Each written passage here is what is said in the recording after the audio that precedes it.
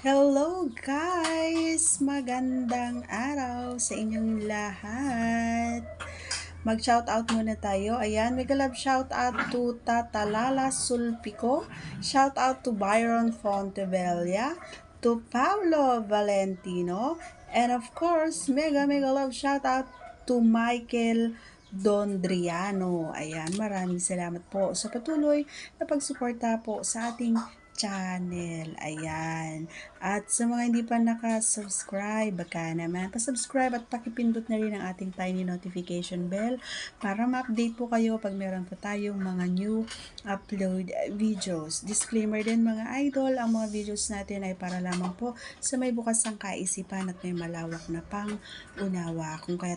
Kung wala ka po nito, maaari na lamang po mag-skip at mamili ng mga videos na nararapat po para sa inyo. Ang topic natin ay isang katanungan mula sa idol natin. Ayan, so wag na lang natin sabihin yung pangalan niya. Ay sabi niya sa akin, Idol, ilang beses ka ba sa isang linggo? Yan ang kanyang katanungan na ating sasagutin. Kung ikaw ay interesadong malaman, tapusin mo hanggang sa dulo dahil nasa dulo ang sarap. Okay, let's proceed sa ating topic mga pare ko, no? Sa totoo lang mga idol, itong bagay na ito ay hindi naman binibilang hindi ko binibilang bilang isang partner is hindi ko binibilang kung ilang beses sa isang linggo. Pero baka hindi ka maniniwala idol na nakaya ko ng isang buwan. Isang buwan nakakaya ko na walang o di kaya taon. Nakakaya ko yon 2 taon, 3 taon, 4 na taon. Kaya ko na walang June na pumapasok sa petsa ko. Pero, syempre, hindi naman pwede na palagpasin natin yung init. Minsan nakakaramdam din tayo ng init. Ano nga ba yung ginagawa? Siyempre nagsasarili ako, naglalakul ako mag-isa. So yun yung reason kung bakit nakakatagal ako na sa isang linggo minsan wala, yan, ganyan. Sa isang linggo minsan isang beses. Depende sa mood ng partner ko. Pero kung gusto ng partner ko, minuminuto, walang problema sa akin. Kung gusto ng partner ko, pagkatapos namin, iihi lang, and then pasok na naman, banat na naman, walang problema sa akin yun. Kasi ako meron akong malakas ang aking energy pagdating sa mga ganyan. Hindi ako humihindi sa partner ko. Maliban lamang kapag yung may mga tao, ganyan, syempre may bisita, natural, kahit naman siguro yung partner ko ayaw din, 'di ba? So, para sa akin, hindi ko binibilang kasi may time, iba-iba kasi may time na sa isang linggo, minsan araw-araw, so 7 beses sa isang linggo, minsan sa isang linggo iba-iba. Sa isang araw kasi sa umaga, sa madaling araw. Minsan bago pumasok, nakakaisa pa kami.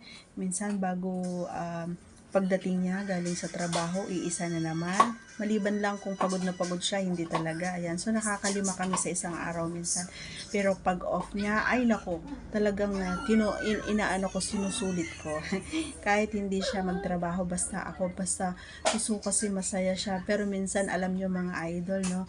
Siya na yung sumusuko na sabi niya, tama na, hindi ko na talaga kaya. Kung ikaw ba naman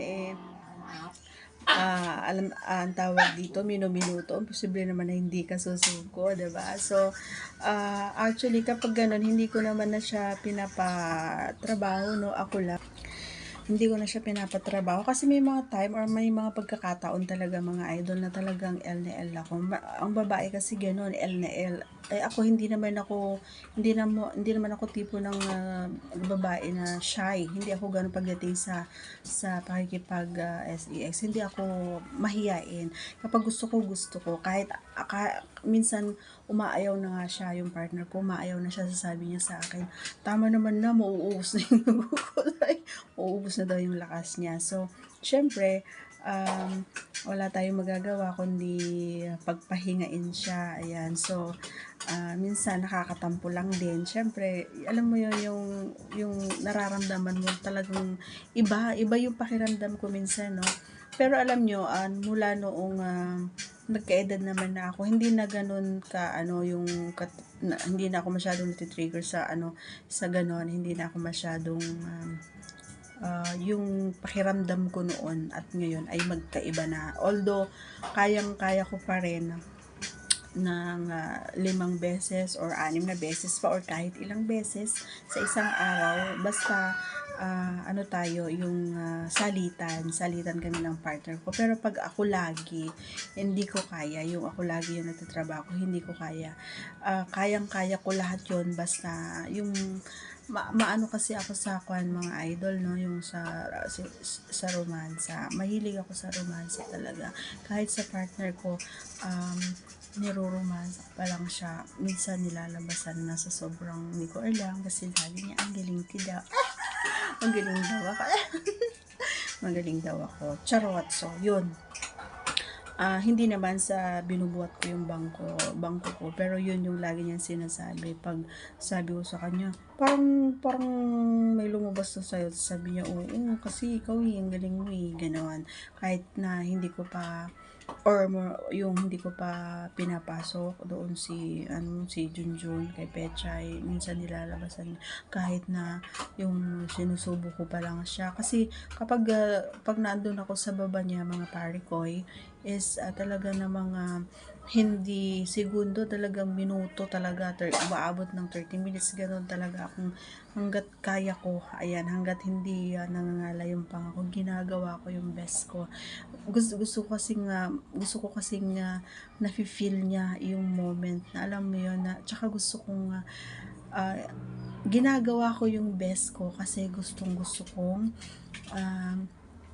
marinig. Oo, kasi nalilibugan ako pag naririnig ko na umuungol yung partner ko. Yun yung best na, alam mo yun, yung pinaka, yung kahinaan ko, kumbaga yung kahinaan ko is yung maririnig ko yung ungol niya, or yung sinasabunutan niya na ako, or yung sobrang higpit na ng yakap niya, gano'n. Doon ako nanghihina, alam mo yun, yung iba yung feeling ko kapag gano'n, parang feeling ko yung ang galing-galing ko kasi nagagawa kong paungulin siya, nagagawa kong yung manggigil siya sa akin, gano'n. So, best part para sa akin yun, kaya ginagawa ko yung way or best way para makamtan ko yung mga ganon, or marinig ko yung mga bagay na gusto kong marinig mismo sa bunganga niya. And then yun lang para sa akin, basta hindi ko mabilang, depende sa mood ko. Yun, sana nagustuhan mo yung kasagutan ko, idol. Ayan, once again, salamat po. Ayan, salamat po sa lahat na sumusuporta po sa channel ko. God bless everyone. Bye-bye. See you on our next vlog. Bye!